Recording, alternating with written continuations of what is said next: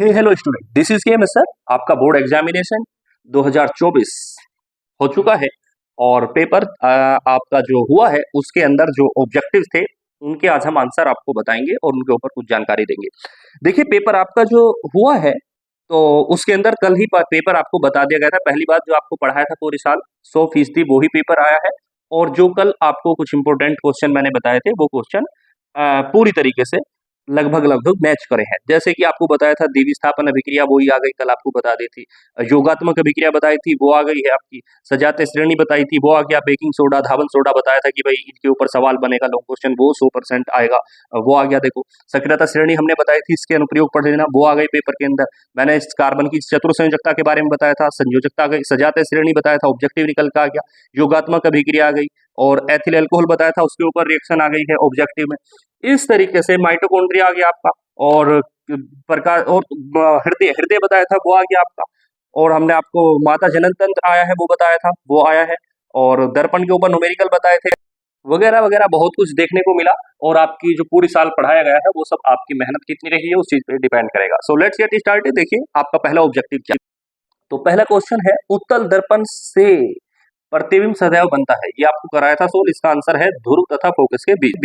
भाई, अवतल दर्पण में ही तो कहीं भी बन सकता था। उत्तल दर्पण की तो दो स्थिति कराई थी, उसको चेक करो और देखिए कहाँ पे बनता है प्रतिबिंब। आंसर आपका अगले क्वेश्चन में, क्वेश्चन नंबर 2 में प्रकाश की जो किरण है वो एक माध्यम से दूसरे माध्यम में जाती है तो विलंब से दूर हट रही है। इसका मतलब ये मैंने आपको कराया था, वो प्रकाश की किरण दूर हट रही है तो इसका मतलब वो जा रही है आपकी सघन माध्यम से विरल माध्यम में, यानी कि आंसर ए।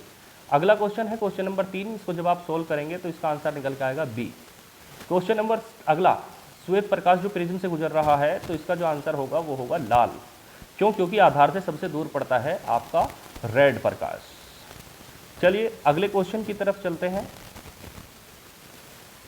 Question number 5।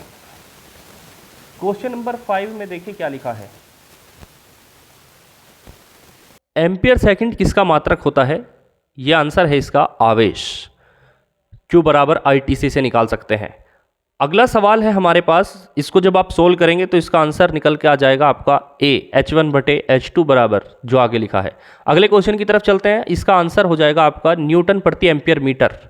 अगला सवाल, मैथेन का संरचनात्मक सूत्र है, इसका आंसर हो जाएगा B। नेक्स्ट क्वेश्चन, सजातीय श्रेणी दे रखा है, देखिए इसका आंसर है B क्योंकि इसमें एक CH2 समूह का अंतर होता है।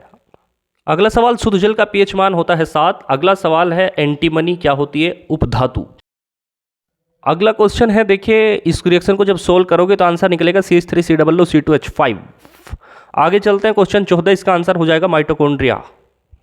नेक्स्ट इज पितरस का स्रावन होता है यकृत द्वारा। अगला क्वेश्चन है, परागकोश में होते हैं, आंसर हो जाएगा परागकण। 17वां, पत्तियों पर कलियां विकसित होती हैं, आंसर सी ब्रायोफिल्म में। 18वें सवाल का आंसर हो जाएगा पपीता। क्वेश्चन 19, इसका आंसर हो जाएगा बी। चलिए लास्ट क्वेश्चन की तरफ।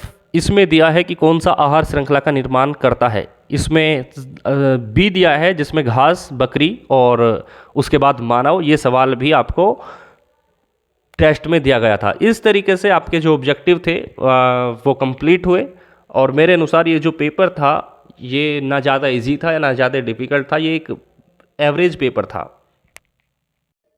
स्टूडेंट्स के पॉइंट ऑफ व्यू से।